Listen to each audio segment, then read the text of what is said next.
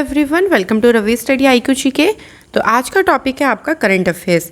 तो लास्ट हम जो करंट अफेयर्स हैं उनको डिस्कस करेंगे, जो आपके पुराने करंट अफेयर्स हैं, ताकि आप लोगों का यहाँ से रिवीजन हो सके और आपके जितने भी आने वाले सभी एग्ज़ाम हैं उसमें आपको काफ़ी ज़्यादा मदद करेंगे ये करंट अफेयर्स। तो चलिए फिर इस क्लास को शुरू करते हैं। पहला क्वेश्चन देखिए क्या है, हाल ही में देश का नया शिक्षा मंत्री निम्न में से किसे नियुक्त किया गया है। अभी काफ़ी सारे अपॉइंटमेंट्स हुए हैं, कैबिनेट मिनिस्टर जो है वो आपके चेंज हुए हैं। शिक्षा मंत्री हमें बताना है कि नए जो एजुकेशन मिनिस्टर बनी है वो कौन बनी है। तो करेक्ट आंसर हो जाएगा आपका Dharmendra Pradhan. Option number A यहाँ पे सही आंसर है। देखिए धर्मेंद्र प्रधान जी के बाद इससे पहले पेट्रोलियम और प्राकृतिक गैस मंत्रालय था, इसको संभाल रहे थे ये, और अब इनको केंद्रीय शिक्षा मंत्री और दूसरे मिनिस्टर इनके पास है कौशल विकास और उद्यमिता मंत्रालय। तो इन दोनों की जिम्मेदारी किसको दी गई है, धर्मेंद्र प्रधान जी को दी गई है। इससे पहले जो एजुकेशन मिनिस्ट्री थी वो थी रमेश पोखरियाल निशंक जी के पास। तो फॉर्मर मिनिस्टर भी कई बार एग्जाम में पूछ लेते हैं, तो ध्यान रखें पहली मिनिस्ट्री किसके पास थी। इसके बाद केंद्रीय मंत्रिमंडल विस्तार में किरण रिजिजू की जगह निम्नलिखित में से किसे नया खेल मंत्री बनाया गया है।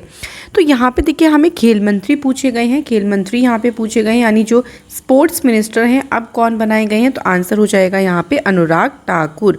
क्वेश्चन में ही बता दिया है देखिए कि अनुराग ठाकुर किसकी जगह पर अपॉइंट हुए हैं, किरण रिजिजू की जगह पर अपॉइंट किए गए हैं। तो यहाँ पे करेक्ट आंसर ध्यान रखिएगा। इसके बाद अगला क्वेश्चन देखिए क्या है, हाल ही में किस देश ने चीन, थाईलैंड, कोरिया और 3 अन्य देशों से तांबे के कुछ उत्पादों के आयात पर एंटी डोपिंग ड्यूटी नहीं लगाने का जो है वो फैसला किया है। तो ये कौन सा देश है, तो देश का नाम अगर हम बात करें तो आंसर क्या हो जाएगा आपका, भारत हो जाएगा। तो भारत देश ने ही चीन, थाईलैंड, कोरिया और इसके अलावा 3 और देश है जहाँ पे तांबे से जो चीज़ें मंगाई जाती हैं, ठीक है, इंपोर्ट करी जाती हैं, उस पर एंटी डोपिंग ड्यूटी लगाने का फैसला नहीं किया है। देखो डोपिंग क्या होता है, डंपिंग क्या होता है, एंटी डंपिंग क्या होता है, इसके बारे में देख लेते हैं। डंपिंग का अभिप्राय है कि किसी देश के निर्माता के द्वारा किसी उत्पाद को या इसके घरेलू कीमत से नीचे या उत्पादन लागत से कम कीमत पर किसी दूसरे देश में निर्यात करना। कि हम अपने देश में कोई चीज़ बना रहे हैं, उसकी जो भी कीमत है या तो उसकी कीमत से नीचे, यानी अगर आप 100 रुपये की कोई चीज़ बना रहे हो तो आप उसे 90 रुपये में दे रहे हो, या उसका जो उत्पादन लागत है उससे कम कीमत पे आप किसी दूसरे को निर्यात कर रहे हो। एंटी डंपिंग शुल्क जो है वो डंपिंग को रोकने और जो आपका इंटरनेशनल व्यापार हो रहा है उसकी व्यवस्था में समानता स्थापित करने के लिए लगाया जाता है। तो इसी को ही बंद किया है भारत ने। तो करेक्ट आंसर ध्यान रखिएगा भारत है। इसके बाद है, हाल ही में किस देश ने बेहतर मौसम पूर्वानुमान के लिए एक नया उपग्रह जिसका नाम है FY3E, इसको जो है वो लॉन्च किया है। तो यहाँ पर ये जो नया मौसम संबंधी उपग्रह है इसको लॉन्च किया है किसने, चाइना ने। तो चाइना के द्वारा ही इसे लॉन्च किया गया है। देखो ये एक नया मौसम उपग्रह है, ये क्या करेगा, देखिए मौसम का पूर्वानुमान, मतलब पहले से ही बताएगा कि अगर कहीं जैसे बर्फ़ है तो बर्फ़ वाले हिस्से में किस तरीके का टेम्परेचर रहेगा, और जो समुद्र की सतह है वहाँ पे कैसा टेम्परेचर रहेगा। तो एक तरीके से मौसम संबंधी निगरानी करेगा, और ये पहला जो है वो विश्व का पहला मौसम उपग्रह होगा जो मतलब आपकी जो सेवाएं हैं वो सुबह के समय के लिए, मतलब ये जो उपग्रह होगा ये सैन्य सेवा के लिए सुबह के समय के लिए विश्व का पहला मौसम उपग्रह होगा, और ये 8 साल तक जो है वो अपना काम करेगा। तो किस देश का है, ये है चीन का। इसके बाद है, हाल ही में किस फार्मूला 1 ड्राइवर ने ऑस्ट्रेलियन ग्रैंड प्रिक्स फार्मूला 1 जो रेस है वो जीती है। तो देखिए यहाँ पे बात करते हैं कि ये जो रेस है वो किसने जीती है। तो नीचे ऑप्शंस में से जो करेक्ट आंसर हो जाएगा वो हो जाएगा मैक्स वर्स्टैपिन। तो मैक्स वर्स्टैपिन ने जो है वो ये जो रेस है वो जीती है, और इसी के साथ ध्यान रखो मैक्स वर्स्टैपिन ने इस बार जो फ्रेंच ग्रैंड प्रिक्स हुई थी वो भी जीती, इसके बाद स्टाइरियन ग्रैंड प्रिक्स हुई है वो भी जीती, और ऑस्ट्रियन ग्रैंड प्रिक्स जो है वो ये भी किसने जीती है, मैक्स वर्स्टैपिन ने जीती है। तो क्वेश्चन का आंसर है ऑप्शन नंबर बी। इसके बाद है, किस भारतीय महिला ने अंतर्राष्ट्रीय क्रिकेट के सभी प्रारूपों को मिलाकर सबसे ज़्यादा रन बनाने वाली ये दुनिया की पहली खिलाड़ी जो है वो बन गई है। तो यहाँ पे बात करते हैं इनका नाम। तो नाम है इनका मिताली राज। तो ऑप्शन नंबर डी यहाँ पे सही हो जाएगा। ये भारतीय कप्तान है मिताली राज, जो कि अंतर्राष्ट्रीय क्रिकेट में सर्वाधिक रन बनाने वाली महिला बन गई हैं। इन्होंने जो रिकॉर्ड ब्रेक किया है वो इससे पहले देखो इंग्लैंड की पूर्व कप्तान चार्लोट एडवर्ड के नाम पे था, और इनको पीछे छोड़कर मिताली राज जो है वो सबसे ज़्यादा रन बनाने में आगे निकल गई हैं। इसके बाद कौन सी महिला तैराक हैं जिन्होंने ओलंपिक के लिए क्वालिफाई किया, और क्वालिफाई करने वाली ये भारत की पहली तैराक बन गई हैं। तो इनका नेम क्या है? इनका नेम है माना पाटिल। तो माना पाटिल ने इतिहास रचा है और ओलंपिक में तैराकी में क्वालिफाई करने वाली ये पहली भारतीय महिला बनी है। क्लियर? इसके बाद नेक्स्ट क्वेश्चन है, उत्तर प्रदेश सरकार ने झांसी रेलवे स्टेशन का नाम बदलकर किसके नाम पर रखने का प्रस्ताव रेल मंत्रालय को भेजा था? तो देखिए, झांसी स्टेशन नाम था, उसका नेम अब क्या कर दिया गया है? रानी लक्ष्मीबाई स्टेशन कर दिया गया है इस तरीके से। इसके अलावा देखो यूपी में और भी नाम चेंज हुए थे, जैसे इलाहाबाद को बदलकर प्रयागराज किया गया, मुगल सराय का नाम बदलकर किया गया दीनदयाल उपाध्याय नगर, और फैज़ाबाद का नाम बदलकर जो है वो किया गया था अयोध्या। इस तरीके से ध्यान रखना है। और झांसी स्टेशन का नाम क्या हो गया है? रानी लक्ष्मीबाई स्टेशन। ठीक है। अगला क्वेश्चन है, हाल ही में किस प्रसिद्ध पत्रकार को 2021 का फुकुओका पुरस्कार से सम्मानित किया गया है? तो करेक्ट आंसर हो जाएगा option number B, P Sainath को ये जो अवार्ड है वो दिया गया है। देखो, इस अवार्ड की शुरुआत जापान में हुई। जापान में 1990 के दशक में इसकी शुरुआत हुई। इसका उद्देश्य ये है कि एशिया की जो हमारी संस्कृति है उसको संरक्षित कैसे आप रख रहे हो, कैसे प्रोत्साहित कर रहे हो, उसके लिए जो आप काम करते हो। तो ये अवार्ड इंडिविजुअल को भी मिल सकता है, ये किसी ऑर्गेनाइजेशन संस्था को भी मिल सकता है। और पी साईनाथ से पहले देखिए संगीतकार AR रहमान और इतिहासकार रामचंद्र गुहा को भी इस पुरस्कार से सम्मानित किया जा चुका है। तो इस बार का किसे मिला है? पी साईनाथ जी को मिला है। अगला क्वेश्चन क्या है? देखिए, विश्व सोशल मीडिया दिवस ये कब मनाया जाता है? तो विश्व सोशल मीडिया दिवस ये मनाते हैं हर साल 30 जून को ये दिन मनाया जाता है। और अगर हम इस दिवस की बात करते हैं तो इसका उद्देश्य है कि विश्व में जो सोशल मीडिया है उसके संचार के लिए, मतलब कैसे हम इसको सही से इस्तेमाल कर सकते हैं, कैसे हम इसको आगे बढ़ा सकते हैं, इसके बारे में बताया जा सके। पहली बार देखो ये जो दिन है वो 30 जून 2010 को मनाया गया था। तो 2010 से लगातार जो ये दिन है वो मनाया जा रहा है। तो कब मनाया जा रहा है? 30 जून को। इसके बाद है, निम्न में से किसने आकाशवाणी में महानिदेशक का जो पदभार है ये संभाला है?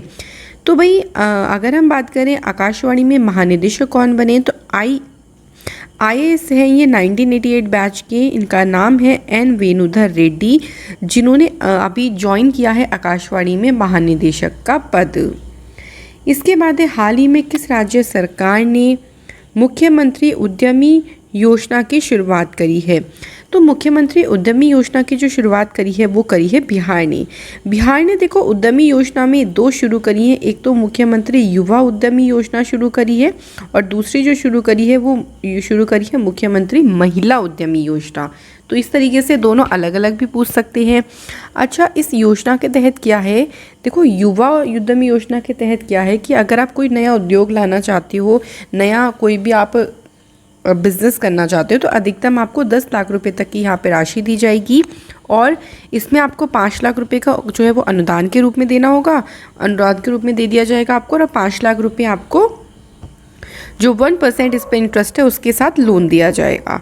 तो इसका मतलब क्या है? देखो, सरकार ना युवाओं को आत्मनिर्भर बनाना चाह रही है, उनको एक तरीके से आगे बढ़ाना चाह रही है, डेवलप करना चाह रही है। इस उद्देश्य को लेकर इसकी शुरुआत करी गई।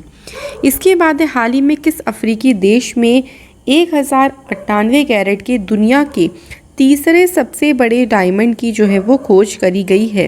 तो यहाँ पे अगर हम बात करें देश का नाम क्या है, तो देश का नाम क्या है? बोत्सवाना। बोत्सवाना में देखो पहली बार नहीं है, ये तीसरा सबसे बड़ा डायमंड खोजा गया है दुनिया का। अगर हम बात करें 1905 की, 1905 में दक्षिण अफ्रीका में डायमंड्स खोजे गए थे। उसके बाद देखो 3106 कैरेट का जो कलिनन डायमंड था, और वर्ष 2015 में बोत्सवाना में ही 1109 कैरेट का लेस्टेडी रारोना डायमंड मिला था। और उसके बाद ये तीसरा सबसे बड़ा जो है वो डायमंड है जो कि अफ्रीका देश के बोत्सवाना में खोजा गया।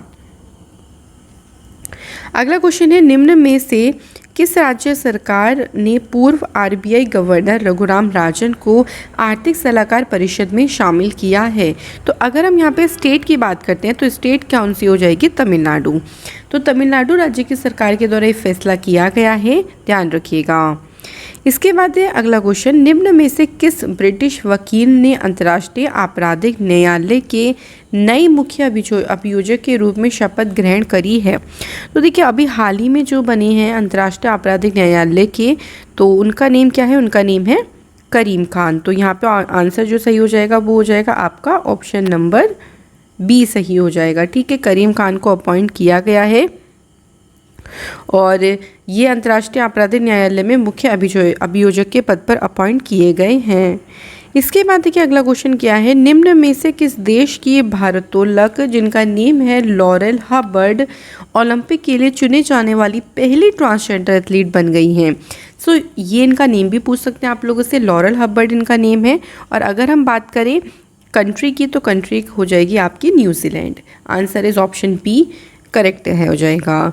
इसके बाद है विश्व हाइड्रोग्राफी दिवस कब मनाया जाता है?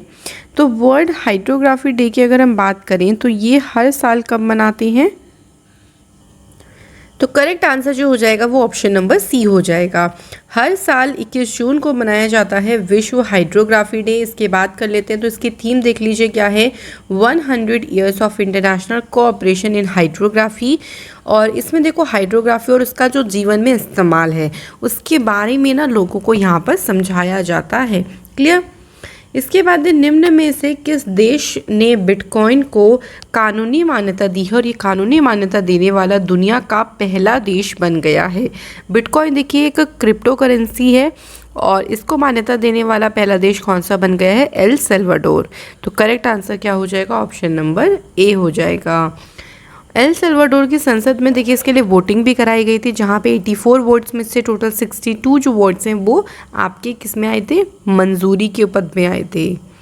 इसके बाद अगला क्वेश्चन, निम्न में से किस राज्य ने असंगठित क्षेत्रों के श्रमिकों के लिए ई निर्माण पोर्टल और मोबाइल एप्लीकेशन को लॉन्च किया है? तो यहाँ पे बात करते हैं कि कौन से राज्य की सरकार है, तो आंसर हो जाएगा यहाँ पे गुजरात। गुजरात राज्य की सरकार के द्वारा ही इसे लॉन्च किया गया है।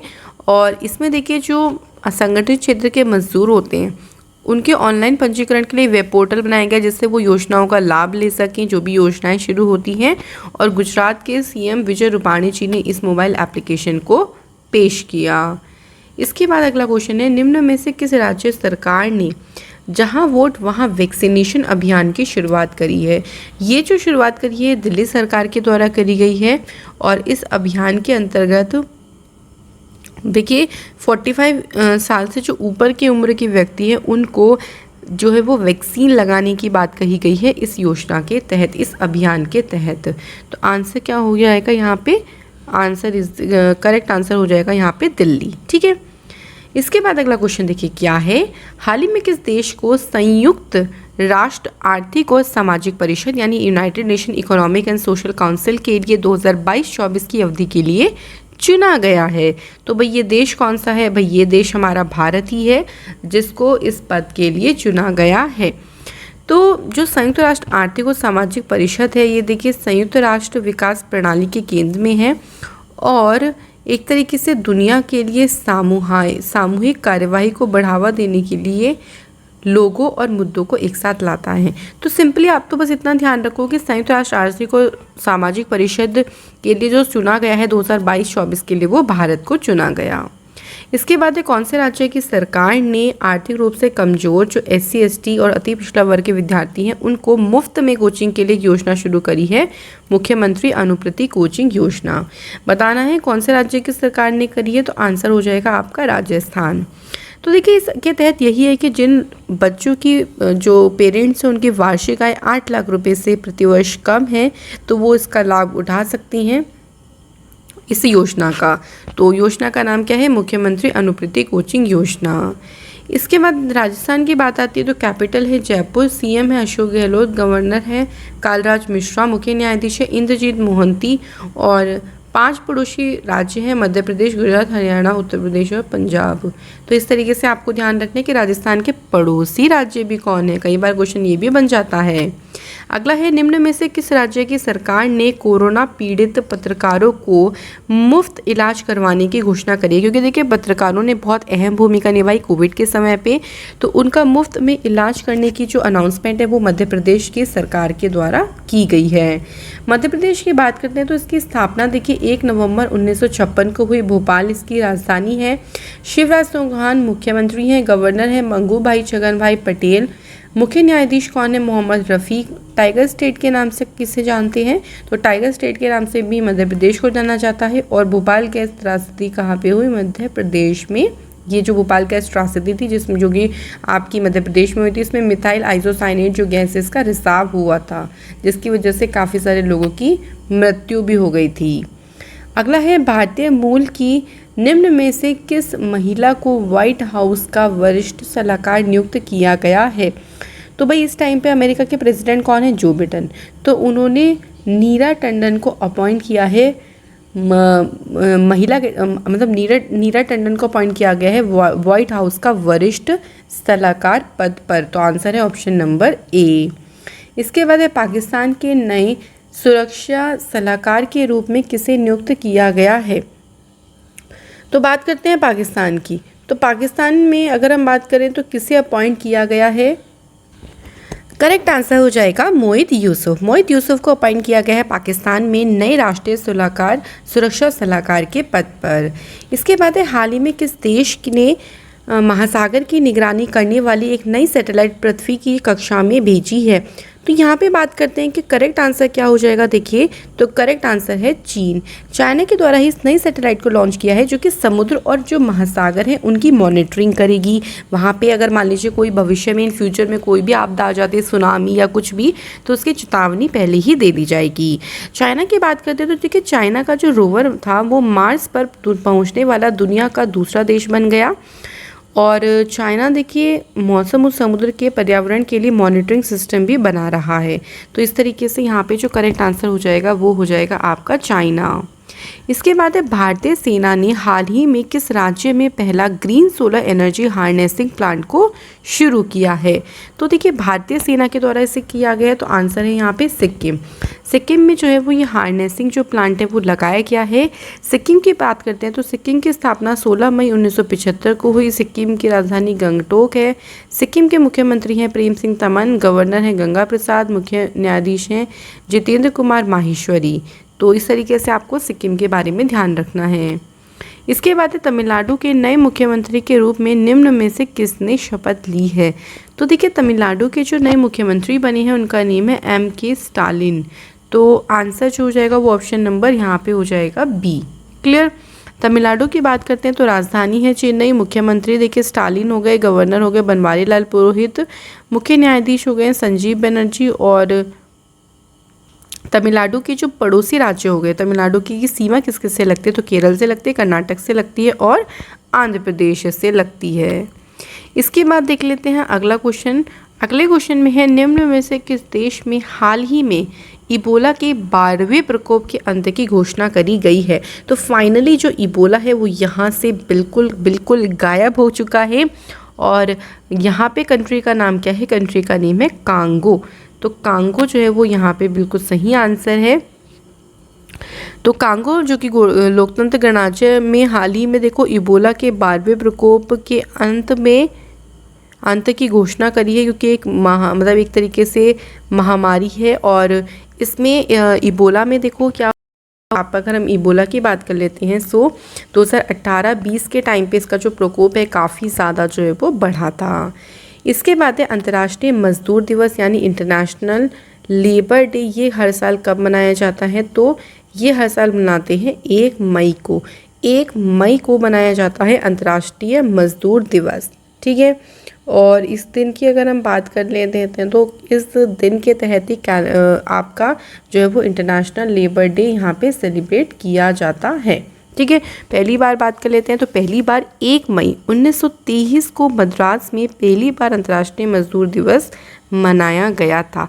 तो इस तरीके से यहाँ पे हमारे सारे ही क्वेश्चन कंप्लीट होते हैं।